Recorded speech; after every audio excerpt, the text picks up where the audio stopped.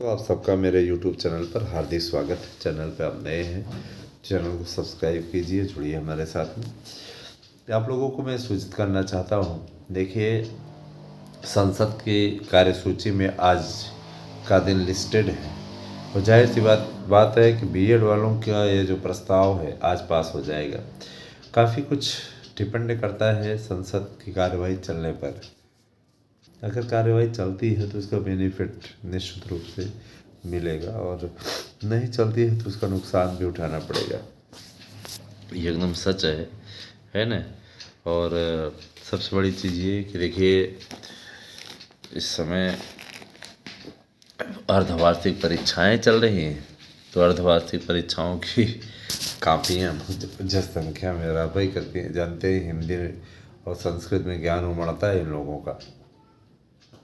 कापियाँ अगर कोई रहता तो सहयोग ले लिया जाता, जचवा लिया जाता, लेकिन अब वही है कि बच्चों को भी संतुष्टि नहीं होती, उनकी कापियाँ हम ही जांचें तभी उनको संतुष्टि मिलती। लेकिन अच्छा लिखा है लोगों ने। दोस्तों मैं आप लोगों को अवगत कराना चाहता हूँ कि हमारा यूट्यूब चैनल मार्गदर्शन अकादमी और एसएम न्यूज समस्त रिकॉर्ड तोड़ते हुए एक बड़ी सफलता की ओर बढ़ रहा है और आप सबके स्नेह के कारण से ही ऐसा संभव हो पाया है। दोस्तों आपने 25,000 के क्लब में मार्गदर्शन अकादमी को पहुंचाया है, इसके लिए आपका बहुत बहुत धन्यवाद। 10,500 के ऊपर हमारे सब्सक्राइबर पहुंचने की ओर अग्रसर हैं एएसएम में।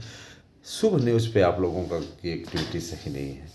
आप सब्सक्राइबर तो हम आपको अच्छे वीडियो देंगे, अभी तो हम सिर्फ उस पर ऐसे ही वीडियो डाल रहे हैं कि वॉच टाइम आप लोग थोड़ा सा क्लियर कराइए। लेकिन आप लोगों को आने वाले समय में जब भर्तियाँ शुरू हो जाएंगी तो फिर अच्छे वीडियो मिलेंगे। अभी तो जो वीडियो इन सब पे मिल रहे हैं वही आप लोगों को उस पर भी कुछ हद तक मिल रहा है और कुछ अभी देखिए कॉमेडी करने के मूड में नहीं है। हमने आप लोगों से बताया है कि मेरी भांजी की तबीयत नहीं सही है ना, बहुत ही समस्याग्रस्त स्थिति से गुजर रही है।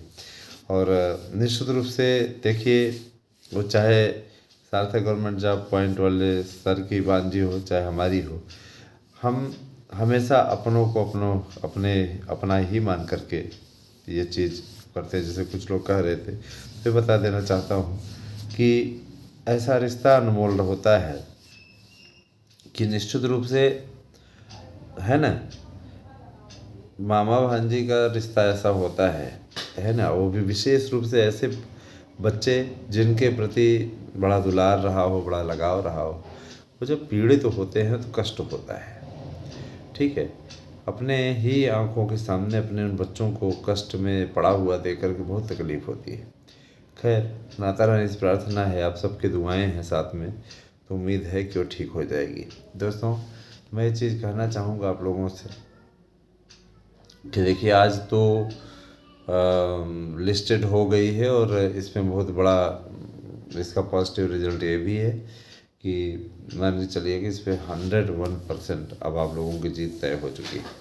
1 लाख पदों की भर्ती और 72,825 की काउंसलिंग। हमारे पास सबकी निचोड़ रिपोर्ट है। निश्चित रूप से इस पर मैं यह अवश्य कह देना चाहूँगा कि किसी प्रकार घबराने की आवश्यकता नहीं है ना। निश्चित जीत आप लोगों की होगी, इसमें कोई दो राय नहीं है।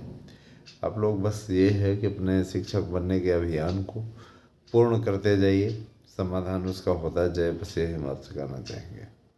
ठीक है, और दूसरी चीज़ ये कि भाई देखिए एक दौर था जो गुजर गया, दूसरा दौर और क्या है, समझ रहे हैं ना। एक दौर था जो गुजर गया, दूसरा दौर अब हम क्या कहें, है ना। अनजाने में हो जाती है भूल कभी कभी, अनजाने में हो जाती है भूल कभी कभी। इन अनजान रास्तों पर क्या मिल जाएगा कौन क्या जाने। मेरा ये कहना है कि देखिए अनजान रास्ते पर आपको हर चैनल से विभिन्न प्रकार की बाधाएं सुनने में आती हैं, अनेक प्रकार की बातें सुनने में आती हैं, अनेक प्रकार की बकवास लोग करते रहते दिन भर, लेकिन उनके व्यूवर्स ज़्यादा संख्या में रहते हैं। हमारे व्यूवर्स ज़्यादा नहीं बढ़ पाते, लेकिन इस चीज़ का संतोष ज़रूर है कि हमने बीएड के मिशन को उठाया है और बीएड के संबंध में चर्चा करते हैं अपने दोनों ही चैनलों पर।